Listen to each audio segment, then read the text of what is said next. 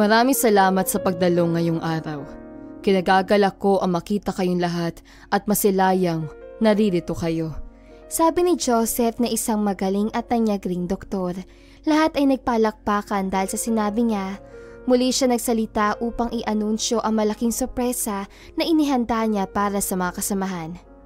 At gaya na sinabi ko, hindi lang basta-basta ang gabi natin. Hindi ito basta selebrasyon lang at awarding na mahusay na doktor. Kundi, a-awarded din tayo ng isang tanyag na surgeon. Natawa si Joseph at saka napangiti. Alam ko naman na busy siya at parating pa lang siya. Pero gusto ko malaman niyo agad na dadalo kasama natin ngayong gabi si Dr. Dexter. Anunsyo ni Joseph. Lahat na pangiti at tila nagulat na ang isang tanyag at pinakabatang surgeon ang makakasama nila ngayong gabi. Totoo ba to? Grabe, hindi ako handa roon na. Anya ng isa sa mga doktor na nandoon. Natawa naman ang mga kasamahan nila dahil doon. Walang sinumang handa na darating si Dexter. Lahat sila ay intimidated sa taong ito dahil bukod sa tanyag at magaling, ito ang kauna-unahang naawardan na wala pang 1 taon dahil sa galing nito sa pagiging doktor. Halos lahat maging ang mga mas nakakatanda sa kanya ay nirerespeto at tinitingala siya ng lubusan. Habang abala ang lahat sa pakikipag-usap at pag-e-enjoy, nangingiti naman ng iba habang inaabangan ang pagdating ni Dexter. Naipaliwanag naman agad ni Joseph ang dahilan kung bakit hindi ito makadalo agad. Wala akong masabi kay Dexter, kundi magaling at talagang asensado. Kung tutuusin, parang tayo pang mahihiyang humarap sa kanya, kaya matalino ka Joseph at talagang sa kanya ka nakipagkasundo para muling maiangat ang ospital mo. Papuri ni Red sa kanya, mahina at kakaunting tawa ang pinakita ni Joseph. Ano pa nga ba? Kailangan ko si Dexter para sa kinabukasan ng ospital ko. Kaya talagang kapag nakiliti ko siya, malaking tulong ang maibibigay niya sa akin. Mas lalo at marami pa siyang kakilala. Sabi ni Joseph, may pinagmamalaki pa ito. Hayaan mo, Doc. Kaunting pikot din kay Dexter. Makukuha mo rin ang gusto mo. At isa pa, bata pa siya. Paniguradong kahit papaano ay utu-utu pa rin yan. Sabi ni Lucius sa kanya. Tumango naman si Red at Joseph bilang pagsang-ayon. Nagpatuloy silang magkwentuhan at nagtawanan hanggang sa may nadinig silang hindi pamilyar na boses na tila kumakausap ng tauhan sa paligid. Pwede bang makahingi ng tubig? Sabi ng lalaki, lahat ay napalingon rito. Aalis na sana ang trabahador nang hawakan ni Joseph ang siko nito at pabalikin. Nagbitiw na mahinang impit ng tawa si Joseph. Pasensya na Manong, pero ang party na ito ay para lamang sa mga sikat at magagaling na doktor. Para sa mga nasa medical field. Anya ni Joseph. Tumango naman ang naka-wheelchair na lalaki at saka nagsalita.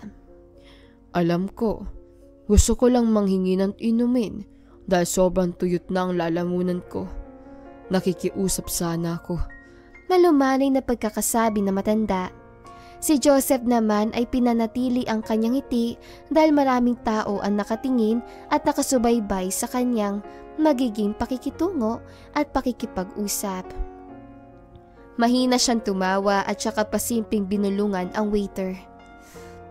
Sino ba kasi ang nagpapasok sa pulubing ito? Sinabi ko naman sa inyong huwag kayong magpapapasok ng ganyang tao. Bulong ni Joseph sa waiter habang ang matanda ay nakatingin sa kanila na may pagtataka. Sir, hindi ko rin po alam. Bigla na lang niya ako kinausap. Pagdadahilan din ng waiter ng pabulong. Bumuntong hininga si Joseph na hindi pinapahalata sa marami at saka inilapit ang mukha sa waiter. Ilang saglit, biglang tumunog ang telepono ni Joseph mula sa kanyang bulsa. Agad-agad niyang kinapa ito at kinuha ang kanyang cellphone at sinagot ang tawag. Yes, Doc? Oo naman, okay lang. O sige, yes, Doc.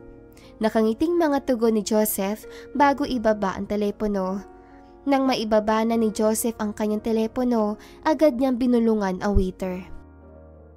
Hindi dapat malaman ni Dexter na mayroong taong ganito sa event natin. Asikasuhin niyo siya. Ilak niyo sa bodega kung kinakailangan. Hindi pwedeng makita ni Dexter na ganito tayo at mayroong pinapapasok na ganyang tao sa ganitong event. Make sure na hindi siya makikita ni Dexter. Mabilis sa pagkakasabi ni Joseph ng pasimple, tumango naman agad ang waiter at saka tinulungan ang matandang naka-wheelchair. Sama po kayo sa waiter namin. Bibigyan kayo ng tubig. Malumanay ngunit plastikas ang pagkakasabi ni Joseph. Susunod na sana ang kasamang waiter na inutusan ni Joseph nang hawakan nito ang braso ng binata. Nandiyan na si Doc Dex, kaya ina-expect ko hindi tayo magkakaproblema. Ikulong nyo hanggang matapos ang event, tsaka nyo pakawalan. Pabulong na paghahabili ni Joseph sa isa pang lalaki. Agaran tumango ito at tsaka sinundan ang kasamahan. Bumalik si Joseph sa pakikipag-usap na para bang walang nangyari at wala itong masamang balak sa matanda. Alam niya kasing walang magiging laban ito sa mga trabahador niya dahil naka-wheelchair na siya. Nagpatuloy ang party, ngunit hindi na nagdaan ng ilang pang mga saglit, dumating na rin si Dexter. Lahat na mangha sa kanyang pagdating, ang malaseryosong aura nito at talagang kitang-kita na hinahangaan at inaasahan siya ng lahat.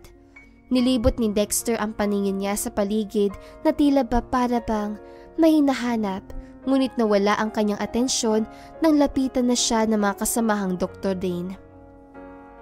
Agad na pumunta si Joseph sa harapan upang i-anunsyo ang pagdating at selebrasyon na meron sila at i-welcome sa engranding pagtitipon. Bumati siya ng formal at magalang sa bawat isa, ngunit kapansin-pansin ang paminsan-minsang paglingon niya sa mga gilid ng venue na tila may hinahanap. Dex! Butit nakarating ka rin, bro! Masiglang bati ni Joseph habang nilalapitan si Dexter at agad itong kinamayan. Pasensya na at natagalan. Medyo matagal ang biyahe mula sa ospital. Medyo na pa-overtime din sa dami na pasyente. Sagot ni Dexter na may ngiting bahagyang pilit, ngunit bakas ang pagod sa kanyang muka. Sa kabila nun, nanatili siyang profesional at mahinahon. Ayos lang yun. Ang mahalaga, nandito ka. Halika, ipapakilala kita sa iba. Sagot ni Joseph. Sabay tapik sa balikat ni Dexter at inalalayan ito papunta sa gitna ng venue kung saan nandoon ang ibang mga doktor. Habang unti-unting lumalalim ang gabi, nagsimulang dumami ang tanong ni Dexter sa kanyang isipan. Hindi ito dahil sa ospital o sa awards, kundi sa isang matinding kutob na tila may mali. Hindi niya alam kung bakit, ngunit pakiramdam niya ay may hindi tamang nangyayari. Ipinahanap niya sa kanyang mga kasamahan ng ama na kanina pa niya hindi nakikita. Nagpatuloy ang gabi at nakisama si Dexter sa mga tao na naroroon. Nag-awarding stain at talagang siya ang nagbigay ng mga sertipiko na natanggap ng iba pang mga doktor. Habang abala si Dexter sa pamimigay ng mga sertipiko, hindi mawala sa isip niya ang pangako niya sa sarili na ipapakilala niya sa lahat ang taong naging inspirasyon niya sa pagiging doktor. Ang ama niyang ilang buwan pa lamang niyang nakakasama muli. Mula nang muli sila nagkita sa isang charity clinic, hindi na niya ito iniwan. Pinangarap niya ang gabing ito, hindi para sa sarili, kundi para kilalanin ng buong medical field ang isang simpleng taong may napakalaking ambag sa kanyang tagumpay. Habang hawak-hawak pa niya ang isang plaque na iaabot sana sa susunod na awardee, marahan niyang inilapit ang mikropono sa kanyang bibig. Lumingon siya kay Joseph at saka ngumiti, ngunit ang ngiting yun ay tila may kahulugang hindi agad na unawaan ng mga naroroon. Bago ko ibigay ang natitirang mga parangal, panimula ni Dexter. Nais ko sanang bigyan ng kaunting pansin ang isang taong dapat sana ay narito ngayon. Hindi para tumanggap ng award, kundi para maparangalan sa paraang higit pa sa kahit anong medalya. Nagkatinginan ang mga tao. Si Joseph na kanina pang umingiti sa harapan ay tila biglang nanlamig. Napansin ni Dexter ang bahagyang pag-aalala sa mukha nito. Isa siyang lalaki na hindi kailanman nagtapos na medisina. Hindi naging surgeon. Pero kung hindi dahil sa kanya, wala si Doc Dexter. Wala ako rito sa harapan niyo ngayon. May ilang mga doktor ang nagsimulang magbulungan. Si Joseph naman ay hindi na makakilos sa kinatatayuan. Ramdam niya ang unti-unting pagkapit ng lamig sa batok niya. Kanina pa ako nagtatanong. Pagpapatuloy ni Dexter. Pero walang makapagsabi kung nasaan siya. Huli ko siyang nakita, nakaupo sa kanyang wheelchair. Dapat ay kasama ko siyang uupo sa harap at sana ipapakilala ko siya bilang isang ehemplong ama. Isang taong hindi kailanman tumigil magmahal. Kahit pa siya ay itinapon, pinagtakban at ikinulong. May humugot ng hangin. Tila nahulaan na ng ilan kung saan patutungo ang sinasabi ni Dexter. Ngunit hindi pa rin nagsasalita si Joseph. Nakatitig lamang ito. Habang pilit pinipigilang malamig ang kanyang mga kamay. I'm not accusing anyone. Dagdag pa ni Dexter. Pero gusto kong malaman kung sino ang huling nakakita sa ama ko. Ang matandang lalaki naka-wheelchair na kanina pa nawawala. Naging aligaga rin si Joseph na hindi alam ang gagawin. Hindi niya alam na ama pala ito ni Dexter. Biglang bumukas ang pinto sa gilid ng hall. Isang trabahador ang mabilis sa lumapit kay Dexter. May kabang halata sa kilos ito. Bumulong ito sa kanyang tenga at biglang namutla si Dexter. Saglit siyang natigilan, ngunit agad ding sumunod sa trabahador papalabas ng hall. Bit-bit ang kaba at galit sa dibdib. Doc, siya po. Nasa bodega po. Hindi na siya naghintay pa. Lahat ng tao ay sinundan siya ng tingin habang palabas siya ng venue. Si Joseph naman ay nanatili sa kanyang kinatatayuan, tila hinihintay ang pagsabog ng lahat. Sa bodega, nadatnan ni Dexter ang ama niyang nakasandal sa pader, tila nangihina, ngunit buhay. Nakapikit ito at hawak-hawak ang baso ng tubig na halos wala ng laman. Pa! Halos pasigaw si Dexter habang lumapit sa ama. Anong ginagawa mo rito? Napadilat ang matanda at napangiti ng marahan. Anak! Yumakap si Dexter sa ama at hindi mapigilang mapaluha. Ramdam niya ang sakit, ang hiya at ang galit. Gusto niyang umiyak sa mundo na tila paulit-ulit na pinapahirapan ang taong pinakamahal niya. Paano ka napunta dito? Nanginginig na sabi ni Dexter habang tinutulungan itong itayo at ilipat sa mas maayos sa wheelchair. Pagbalik niya sa hall, biglang tumahimik ang lahat. Ang ilang mga tao ay napapatingin, ang iba ay umiiwas ng tingin. Si Joseph, na noon ay muling nasa entablado, ay napatigil sa gitna ng pagsasalita. Bumaling si Dexter sa lahat, nakaharap sa buong crowd. Dahan-dahan siya naglakad papuntang entablado habang itinulak ang wheelchair ng kanyang ama. Pag-akyat nila, marahan niyang itinapat muli ang mikropono sa kanyang bibig. Mga kasama, nais ko pong ipakilala sa inyo ang taong naging dahilan kung bakit ako narito ngayon. Hindi siya doktor. Hindi siya nag-aral sa mga prestihiyosong eskwelahan. Hindi siya galing sa mayamang pamilya. Pero siya ang nagturo sa akin ng tunay na kahulugan ng dedikasyon, sakripisyo at malasakit. Huminga ng malalim si Dexter bago tumingin sa kanyang ama.